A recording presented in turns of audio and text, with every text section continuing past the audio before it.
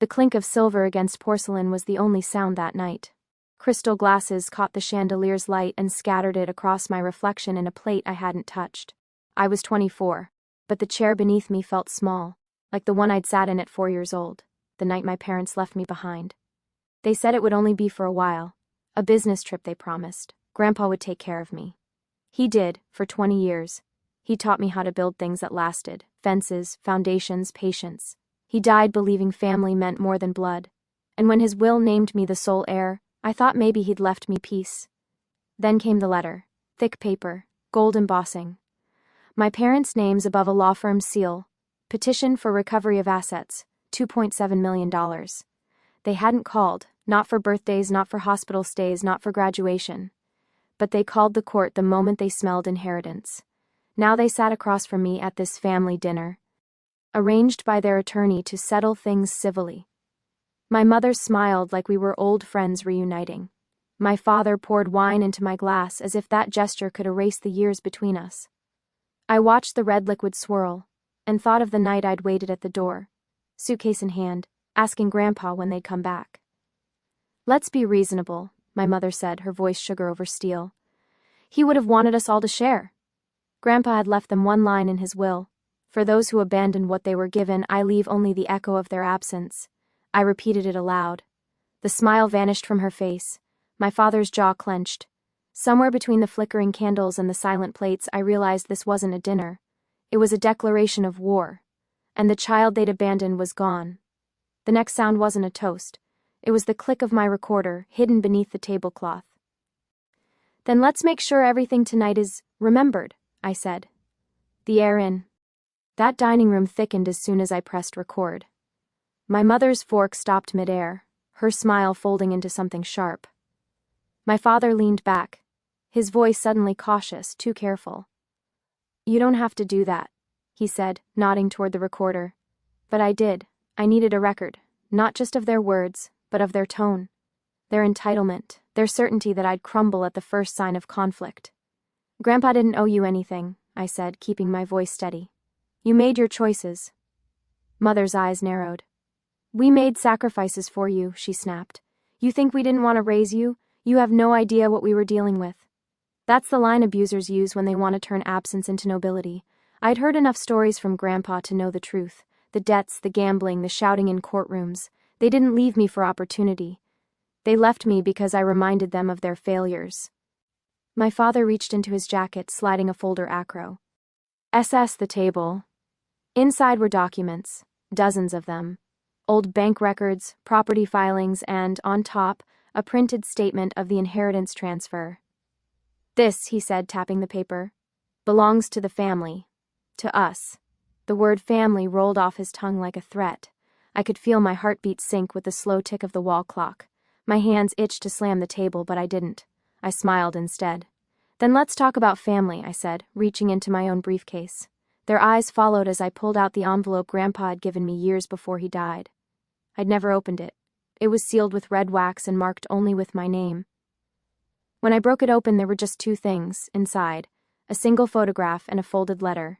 The photo was of them, my parents, standing in front of a house I'd never seen. The letter was short, written in Grandpa's careful handwriting. "One day they will return for what they believe is theirs. When they do, show them what they left behind." I turned the photo over. On the back, in faded ink, was an address. My mother's face drained of color. "Where did you get that?" she whispered. I didn't answer. I simply stood up, recorder still running, and said, "Dinner's over." The night outside the restaurant felt colder than it should have.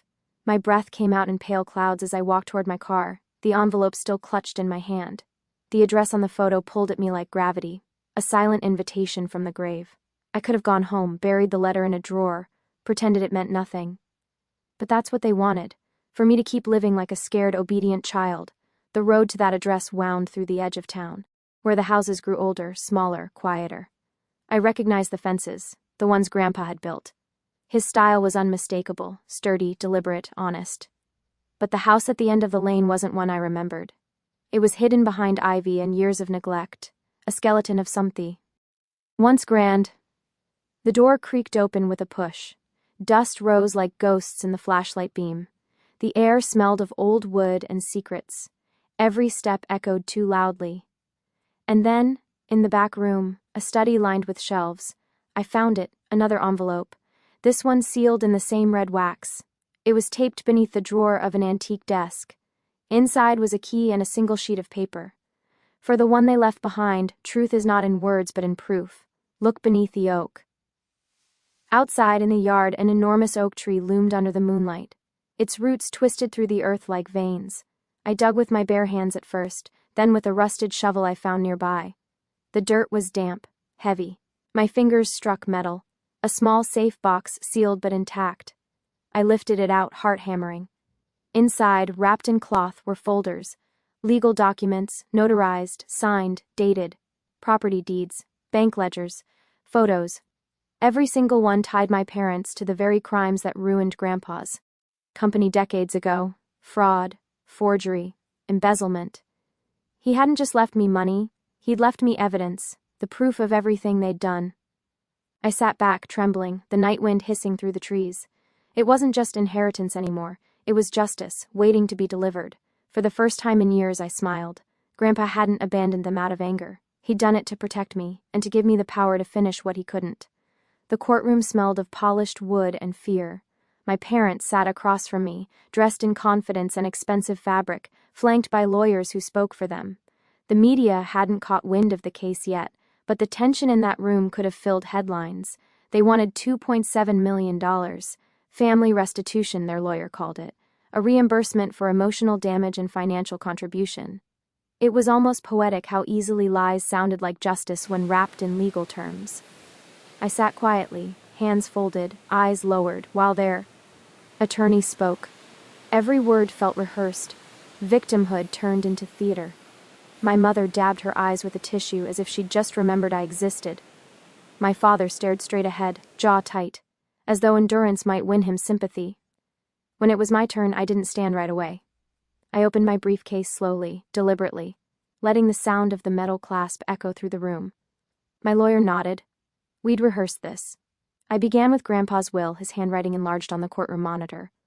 For those who abandoned what they were given, I leave only the echo of their absence. There was a murmur in the gallery. My mother's smile faltered. Then I presented the recordings, the dinner conversation, word for word. Her voice, calm and venomous. He would have wanted us all to share. My father's, "This belongs to us." Their lawyer objected, but it was overruled. The judge leaned forward, listening. Finally, I held up the final piece, the folder I'd found beneath. The oak. The one that tied everything together. Fraudulent transfers, false signatures, company funds rerouted to their accounts. Every accusation Grandpa had faced years ago, all traced back to them. My father's hand clenched into a fist. My mother whispered something, maybe my name, maybe a curse. When I finished, the courtroom was silent. The judge removed his glasses, eyes heavy with understanding. My parents' attorney stammered, tried to recover, but the foundation had cracked. I didn't feel triumph, not yet, just a strange calm, the kind that comes when truth finally breathes. As I left the stand, I caught my mother's eyes one last time. She mouthed, "You don't know what you've done." Maybe she was right, because revenge, once set in motion, never really ends. It only transforms. Days passed before the verdict came, but I barely slept through any of them. The city felt different, smaller, quieter. My phone buzzed with reporters asking for statements. Lawyers confirming details. Distant relatives pretending they'd always cared. I ignored them all. I just wanted the noise to stop. When the final hearing began, my parents didn't look at me. They sat stiffly, whispering to their counsel, as the judge read through the decision. The court rejected their $2.7 million claim. Lack of standing, insufficient evidence, fraudulent intent. Each phrase landed like a hammer blow. Then the judge paused. He turned toward me. "However," he said, adjusting his glasses, "there is an additional matter connected to the estate that this court must address." My pulse quickened. My lawyer glanced at me, confused. "An additional matter?" The clerk handed the judge a small sealed document. The envelope bore Grandpa's signature, and the same red wax crest I'd seen before. He had filed a codicil, a hidden clause added to his will, never revealed until the legal challenge was triggered. The judge broke the seal, unfolded the paper, and read aloud. "To my grandson I leave all that I have built and protected. But if ever those who left him return to claim what they never earned, let my true legacy be revealed." He looked up, Attached to this clause, he continued, is the transfer of an additional trust, valued at over $7 million, contingent upon one condition. The courtroom buzzed. My parents leaned forward, hungry again. That my grandson establish a foundation in my name, dedicated to those abandoned but not broken. None of this wealth shall go to the ones who walked away. The silence that followed felt like the closing of a circle. My mother began to cry, not softly, but in a way that made the room uncomfortable. My father's face drained of color, his mouth opening but no words coming out. I didn't smile. Not then. I simply nodded, to the judge, to my lawyer, to the empty seat beside me where I liked to imagine Grandpa sitting. The court adjourned. My parents stayed behind. I walked out into the sunlight holding nothing. But the red-sealed letter, for the first time, it didn't feel like revenge anymore. It felt like inheritance, not of money but of strength. The foundation began as an idea on paper, a name, a mission, a promise. The Samuel Grant Trust for the Abandoned. Grandpa's name, his memory, his echo. Within months, the lawyers helped establish it legally. Within a year, the first building opened. A small counseling and education center tucked in the same town where everything began. The ribbon cutting felt surreal. People clapped. Cameras flashed. Local news covered the story of a young man turning family pain into hope. They didn't know the full story, of course. They didn't need to. It wasn't about revenge anymore. It was about closure. A kind of peace that money couldn't buy. But peace is fragile. It never lasts without testing. It was late one evening after everyone had left the office when I saw her again. My mother standing in the doorway of the empty hall, hands trembling. Slightly around a small purse. She looked older, not in years but in spirit. The kind of aging that comes from regret. I read about the foundation, she said softly. It's beautiful. I didn't answer. The silence between us was an ocean. She took a hesitant step forward. I came to apologize, she whispered. Not for the lawsuit, for before that, for leaving, for everything. Her voice broke. I'd imagined this moment 1,000 times, but hearing it didn't feel like victory. It felt like standing on the edge of a cliff and realizing you no longer wanted to jump. I used to hate you, I said quietly. Both of you. But Grandpa once told me hate is just love that's been locked away too long. I guess I finally found the key. She nodded, tears spilling freely now. I don't expect forgiveness, she said. I just wanted you to know I see him in you, the way you look at people, the way you build things that last. She left before I could respond. I stood there for a long time, staring at the foundation's name etched in gold above the entrance. The same oak tree from Grandpa's property had been replanted beside the door. Beneath it, a plaque read, "For those left behind, grow anyway." And in that moment, I realized Grandpa's real inheritance wasn't money, or proof, or even justice. It was roots. The letter arrived on an ordinary morning. No warning, no ceremony, just a plain envelope with my name written in familiar, careful handwriting. I froze the moment I saw it. I knew that script. I'd seen it on blueprints, on birthday cards, on every lesson he'd ever left behind. Grandpa's hand. Inside was a single sheet of paper, yellowed slightly around the edges. A few words only, his final message. If you're reading this, then you've seen them again, and I trust you've chosen who you are, not who they made you. I sat in silence, the world holding its breath around me. The sounds of the city faded. The hum of the foundation's halls turned distant. It felt like he was right there, that quiet steadiness I'd always felt beside him. I never wanted you to grow up on anger. I wanted you to grow on truth. That's why I left the records, the house, the key. Not to hurt them, but to protect you from becoming them. Every generation must decide what kind of roots it wants to grow. My eyes blurred and I could barely make out the last few lines. You were my second chance at family. The name, the money, the proof, none of it mattered. What mattered is that you saw what was broken and chose to build again. That's the real inheritance. I folded the letter carefully, almost afraid to crease it. Outside the office window, the oak tree stood tall, leaves whispering in the wind. I walked down the hall, past the photos of the first children we'd helped, faces full of the kind of hope Grandpa always believed in. At the base of the oak, I buried the letter, pressing the soil down gently. "Thank you," I whispered. A breeze swept through the core, tired, stirring the branches above. For a moment, it felt like the whole world exhaled with me. I didn't think of courtrooms or betrayal anymore.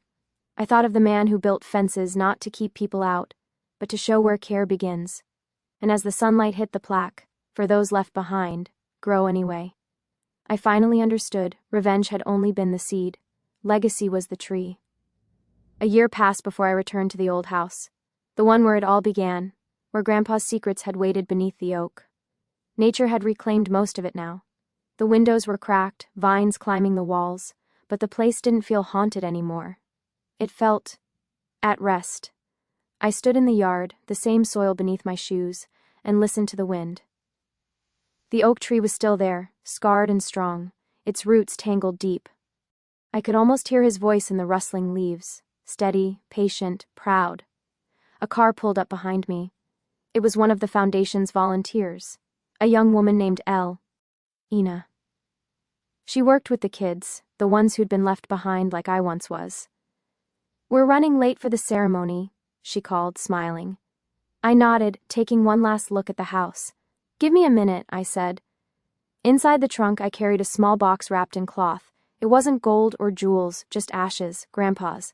I'd kept them safe all this time, waiting for the right place, the right silence. Kneeling beneath the oak, I opened the box and let the ashes scatter across the soil. The breeze caught them, lifting them into light. They swirled like dust and memory, catching the sun in silver sparks before fading into the air. "I kept my promise," I whispered, "and I built something that lasts." When I looked up, I saw the foundation's van waiting at the edge of the road. The side of it was painted with the organization's motto, "Grow Anyway." The words made me smile. At the ceremony later that day, the children took turns planting saplings in the courtyard. Dozens of little trees, in neat rows, green and trembling with new life. One of the boys, barely 6, looked up at me and asked, "Whose name are we growing for?" I thought of Grandpa, of the courtroom, of the pain that had become purpose. I knelt down and said, "We're not growing for someone, we're growing because someone once did." He smiled and I realized something simple but true. Some stories don't end with revenge. They end when someone finally decides to build. Years have a way of softening even the sharpest memories. It's been a decade since that courtroom, since the foundation, since the oak tree. I live quietly now. No press, no lawsuits, no shadows chasing me. Just mornings filled with coffee and the low hum of children's laughter echoing through the halls of the center. Sometimes I still catch myself looking for Grandpa, in the way sunlight filters through the windows, in the laughter of the kids building birdhouses in the courtyard, in the smell of sawdust from the carpentry room we built in his honor. I like to think he's here, not as a ghost but as a rhythm the world still follows. My parents never reached out again after that night. Word is, they moved away, started over somewhere quiet. I don't hate them anymore. Hate is too heavy a thing to carry for a lifetime. I just wish they'd learned what Grandpa taught me. That family isn't about who stays at your table, it's about who builds it with you. Every year on the anniversary of his passing, I visit the oak. The trunk's thicker now, its roots buried deep and wide.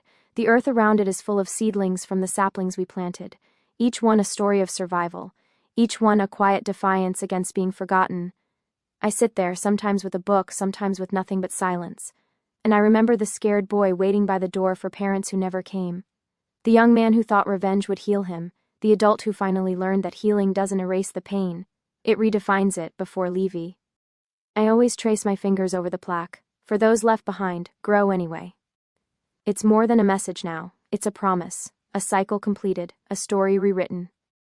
As I walk away, the wind moves through the branches, a low, warm whisper that sounds almost like his voice. "You built it, kid, you finally built it." And for the first time, I let myself smile, not for the victory, not for the closure, but for the peace that finally stayed. Evening light spilled through the windows of the foundation hall, golden and slow. The day had ended, but the laughter of children still echoed through the corridors. I watched from the balcony above, leaning on the rail where Grandpa's old cane hung, polished and preserved. Below, volunteers cleaned up art supplies, folding easels, sweeping up trails of color from another day of workshops. The air smelled like paint and purpose, the kind of smell that reminds you you're building something alive. On the far wall hung a portrait of Grandpa. Not one of those polished oil paintings you find in rich homes, but a simple black and white photo taken years ago. His eyes were calm, the same way they'd looked when he taught me how to fix broken fences. Beneath it was a single quote from his journals.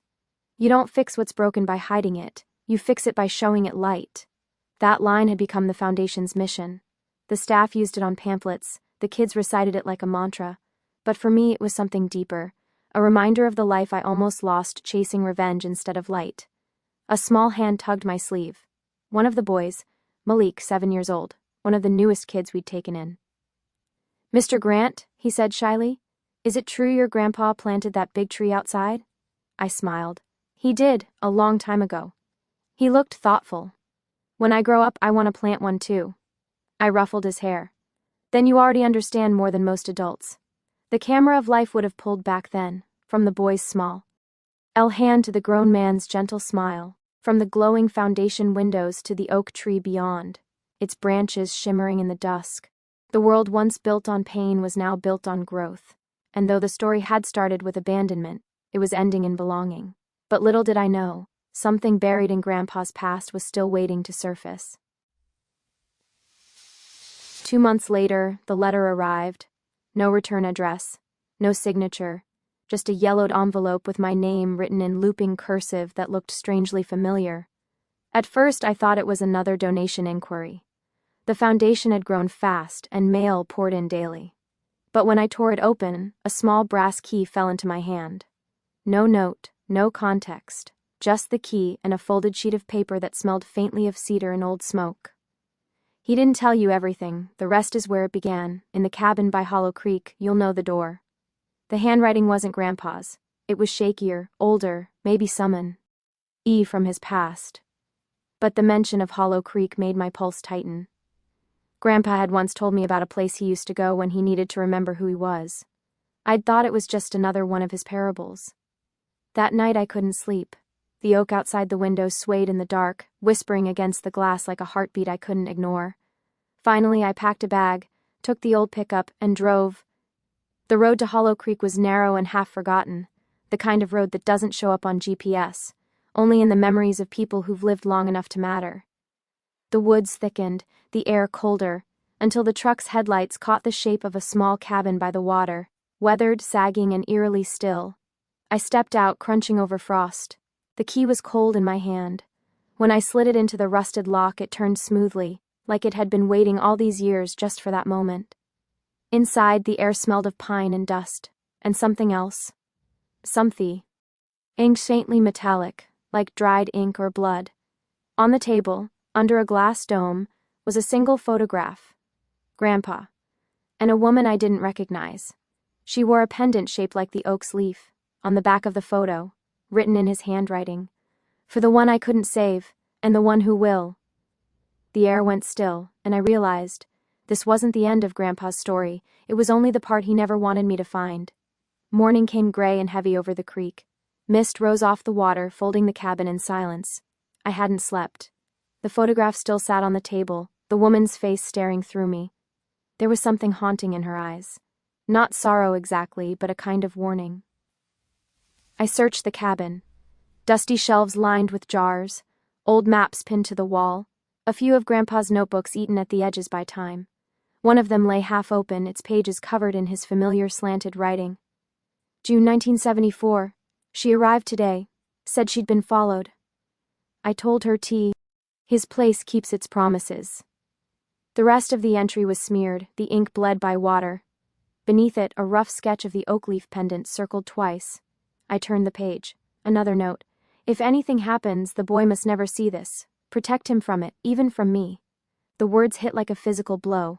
The boy, me, protect me from what? I kept reading, flipping through pages until one photograph slipped out and landed face down on the floor. When I turned it over, I froze. It was the same woman, younger this time, holding a baby wrapped in a quilt I recognized. The same blue stitching Grandpa's hands had taught me to mend. My chest tightened. "Who are you?" I whispered to the picture. In the corner of the cabin under a tarp, I found a wooden chest sealed with wax and the initials EM carved into the lid. The brass key, the one from the envelope, fit perfectly. Inside were documents, property deeds, letters stamped confidential, and one medical report with Grandpa. Full name. But what caught my eye was a single envelope addressed to Grant, for when you're ready. I hesitated, then opened it. Inside was a letter written in his unmistakable hand, dated 2 weeks before his death. "There are truths heavier than betrayal, my boy. This woman, Evelyn, wasn't just someone I helped, she was family, the kind our bloodline pretended didn't exist. My pulse hammered. Family, pretended. Outside, thunder rolled across the valley, low and distant. It felt like the past itself was waking up. I drove back with the letter on the passenger seat, headlights cutting through the fog like a blade.